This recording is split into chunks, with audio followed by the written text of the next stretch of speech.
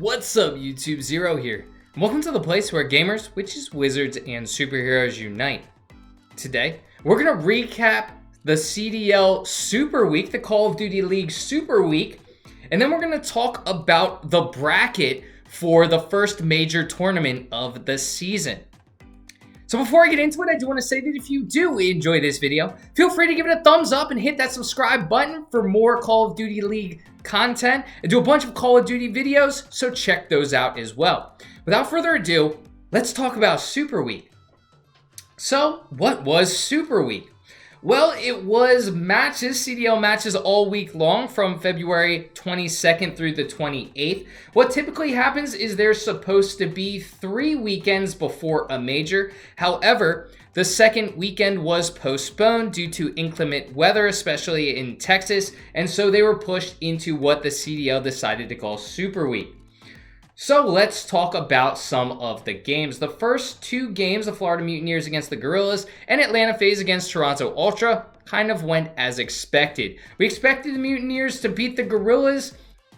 Coming into this season, the Mutineers were ranked a lot higher than the Guerrillas, and the same thing with FaZe and Ultra, although I thought Ultra would put up a little bit more of a fight. 3-1 wasn't amazing from an Ultra perspective, but being a FaZe fan, I was pretty happy beating Ultra because I do know that Ultra is a team, at least based off of last season, can disrupt some brackets and cause some upsets. So Toronto ends up losing 3-1 to FaZe, and the Guerrillas down 3-1 to the Mutineers. Then we move on to Tuesday, and we had a bunch of 3-0s. Some teams just woke up and said, we're gonna rock today, and the other teams were just in their way. This was a little surprising that the Mutineers just didn't really put up a fight. I'm not insanely shocked that Paris ended up beating Mutineers. I just thought it would have been a little closer. I know that Paris is a little bit better of a team than they were last season, and I do think they can disrupt some things, but the Mutineers not putting up a fight was a little shocking. Then this game was one of the biggest blowouts we're going to see for a very long time. Most likely anyway. This wasn't close. This game was just completely awful to watch. You weren't sure if you were watching the London Royal Ravens or an amateur team. The Subliners just came out firing on all cylinders. We know that they had lost a really close 3-0 match to the Thieves in the first weekend, and they came out firing. So they did very well, and then the Rocker over Seattle. I don't think this was a shocker either. The Rocker taking down Seattle 3-0. The Rocker are a decent team, although there are some shocking results involving the Rocker a little bit later in Super Week. Then we go down to Wednesday, 3 games on Wednesday. London bounced back nicely. Now, it was still a loss, but after getting completely demolished to the Subliners, they had a chance against the Empire. Unfortunately, couldn't pull it out, but it was a lot closer and a lot better from a Royal Ravens perspective. Maybe from an Empire perspective, you weren't wanting it to be that close, especially after seeing what the Subliners did. Dallas kind of limped into what we're going to see, that first place spot. As this Super Week went on, games that they probably should have won by a lot, they didn't, but they still ended up clutching out the victory. Same thing here with the Thieves, another one that you would be expecting after seeing Minnesota taking the Surge 3-0. You would be expecting the Thieves to kind of hand the Surge an easy loss, but the Surge came out swinging, so they were able to put up a little bit of fight, but again, were not able to clutch up the victory. LA was able to do that. Can't give good teams a game 5 because those good teams are going to clutch up. Then Toronto Ultra again. Another game where you knew they were kind of going to lose. You thought maybe they could upset, but not as close as you were thinking. You were thinking maybe each of these games could have been a 3-2 for Toronto to lose, but they couldn't do it. They weren't really in these games. They didn't do amazing. So unfortunately for Toronto, you're not doing well. Now, these next games, these Thursday games, we see the Subliners. This was the shocking game that I was talking about earlier with Minnesota. They lost 3-0 to the Subliners, and the Subliners were rolling. They rolled over the Royal Ravens, and they did pretty well against the Rocker as well. The Rocker just maybe didn't show up. I don't know if they didn't eat their Wheaties that morning, but it was another game that this was kind of shocking. The Subliners were just on fire, and they kept rolling. This game, not much to talk about. You kind of figured that Optic was going to beat the Gorillas. The Gorillas did pull out a game, but nothing too special. This game is interesting from a Mutineer and FaZe perspective. The Mutineers had upset FaZe in the CDL Kickoff Classic. FaZe wanted that revenge. From a Mutineers perspective, you're thinking maybe we can upset, and we need to. At this point, we lost to the Legion. We lost to Ultra in that first weekend. We need to upset FaZe, and they just couldn't get it done. So at this point, being a Mutineers fan, you were kind of feeling it. From a FaZe perspective, being a FaZe fan myself, I'm glad the team came out and took care of business, and this was not as close of a game as it was in the CDL kickoff. FaZe did very well in this one.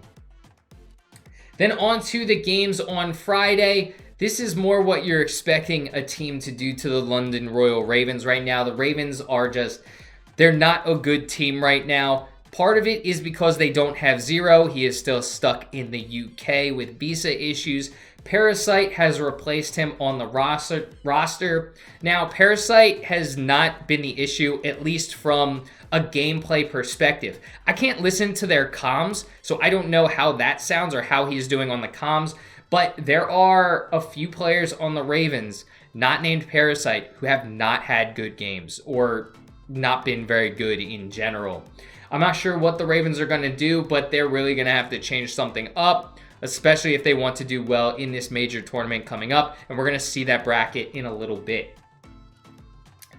Then here, this was a little shocking. Again, I mentioned earlier, it's not surprising that Paris is right now a middle of the pack team, but we expected Toronto to be a little bit better. They lost to FaZe 3-1, they lost to Optic 3-1, and now they lost to Paris 3-2. There were some clutch moments from Toronto in this game that Paris allowed Toronto in this game, and when, like I said, good teams need to clutch up, and unfortunately, Toronto's just not doing that right now. You had some nice plays out of some of your best players on Toronto. Method had a great play against the Paris Legion to clutch up. I think it was a 1v4 to help his team, but it just wasn't enough, and it wasn't enough good plays out of Toronto, so Paris was able to take this game. A little shocked with the Ultra at this point. And then the last game on Friday, this was a very good game. The Subliners let Empire back in. The Subliners were up 2-0. Probably should have closed it out and were unable to. Unfortunately for them, they allowed Dallas back in the control, and then that snowball just started rolling downhill. The Dallas Empire was allowed back into the game and took it over. You can't allow good teams back into games. You can't make mistakes against those good teams, and that's what we saw throughout against the Dallas Empire. They weren't great in their matches, but teams made mistakes against them, and the Dallas Empire pounced and capitalized, and that's what good teams sometimes got to do, and that's what they did against the Subliners. Speaking of a good team pouncing on errors, Paris faced a FaZe team that may not have been in it in the first few maps. Simp in the hardpoint had the worst game of his career. Then a couple of games later in the control had the worst game of his career. Simp was awful in those first two games. In game one, Paris only beat FaZe by 1 point, 250 to 249. And that's with Simp having an awful game. The control wasn't as close. Paris won the control 3-1. But if Simp's not having a good game and you're not beating FaZe, there's a problem with your team. So even though this was a 3-2, Simp wasn't doing well. I'd be a little worried if I was Paris going up against some of the better teams if we can't beat FaZe when FaZe's best player isn't doing well. So FaZe was able to clutch up, and it is worth noting that in the second hard point, Simp turned it around. He did very well in that second hard point. But again, if you're Paris, you desperately want to win this. Not just from a seeding perspective, but you have a team whose best player isn't doing well. You got to capitalize, and they just weren't able to do that. Then down here, London Royal Ravens, again, just the sad story gets sadder right now with the Ravens. The Rocker finished the Ravens off 3-0. There were a couple of close games, trying to think back, but a 3-0 is a 3-0. Unfortunately for the Ravens, they just can't get even one victory after these first 5 games. The Gorillas came to play. They stepped up, got a win, and with this win over Toronto Ultra, also having a win over Paris Legion, and Paris Legion losing to FaZe, the Gorillas actually finished top 3 in Pool B, and we'll look at that in a second. So this was a nice win for the Gorillas. Again, if you're Toronto, you're kind of scratching your head. You're kind of saying, what are we doing? I don't know where they go from here. We'll kind of see. This is a team that from last season did pretty well. They had some upsets. They had a home series victory. So we'll see where Toronto goes, but this is a nice win from a veteran team. A bunch of veteran players on the Gorillas, and they were able to clutch up against Toronto.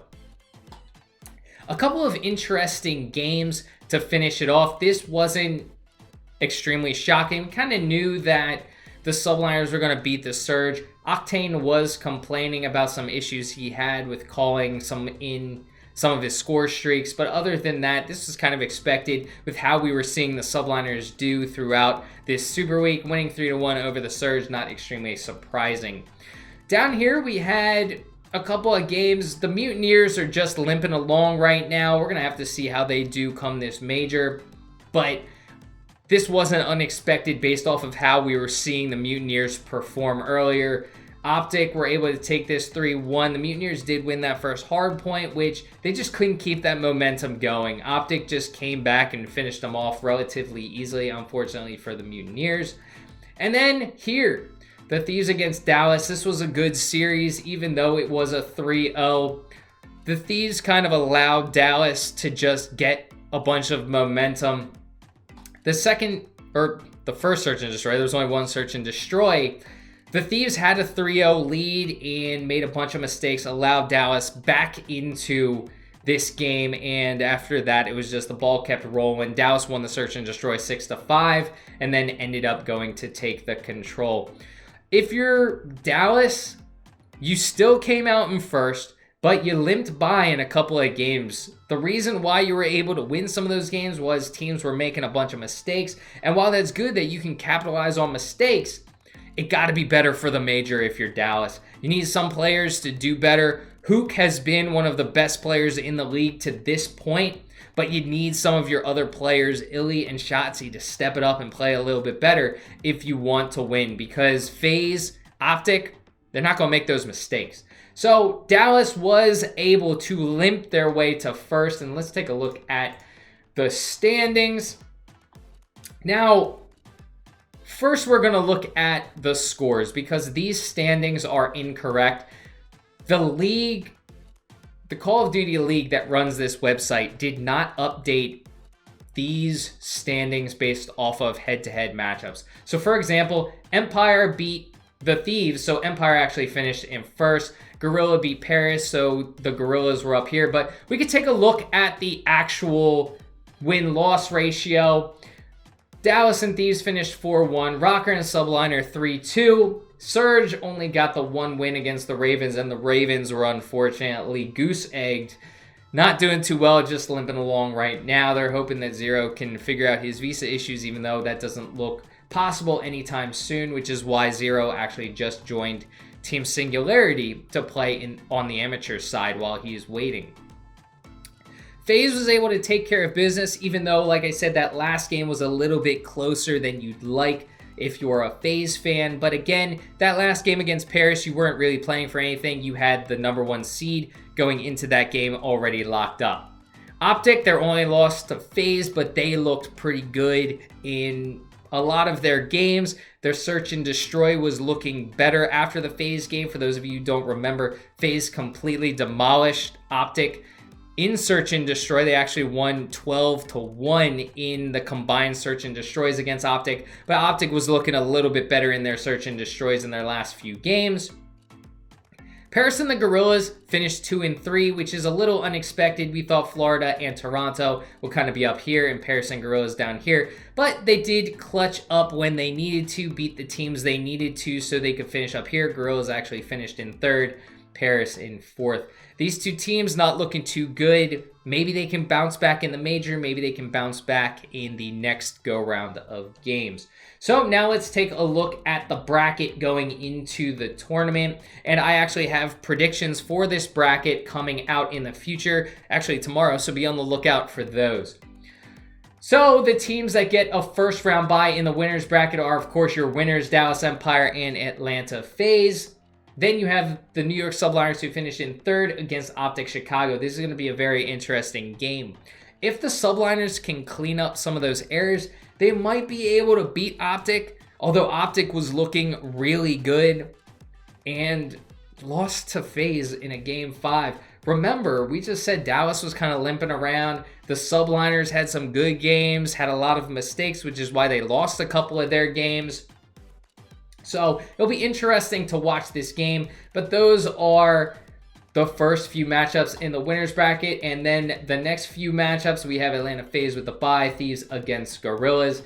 FaZe may have lucked out in this one. I would much rather be FaZe having to face one of these two teams over one of these two teams. Both of these two teams looked really hot in Super Week, and again, the Thieves, Gorillas, you already beat the Gorillas if you're FaZe. Dallas played Subliners pretty close, had to reverse sweep them to win. The Thieves got 3-0'd by Empire. They looked hot and cold, the Thieves, at times. So there is your winners bracket, and now it's down to the losers bracket. Again, a couple of teams, Toronto and Mutineers, you kind of didn't expect to be there. You expected maybe these two teams to be here or even up here somewhere, but unfortunately they just couldn't clutch up in any of their games, so they are in the first round of the losers bracket, and the same with the poor London Royal Ravens and Seattle Surge. Then you have a first round bye if you are Paris and Minnesota Rocker in the losers bracket, but again, you don't have any room for error when you're down here. You cannot lose. If you lose, you are out of this tournament. If you lose here, you get put somewhere up here. Depends on where you are and when you lose. I think the loser of this first game gets put here, etc., etc., as you go on. So that is the end of Super Week, the recap, and a little preview into the bracket for the major tournament. I am coming out with predictions for the bracket of the major tournament, so be on the lookout for those in the future. So thank y'all for tuning in, and again, if you did enjoy this video, give it a thumbs up, subscribe to my channel for more CDL content. Well, until next time, peace.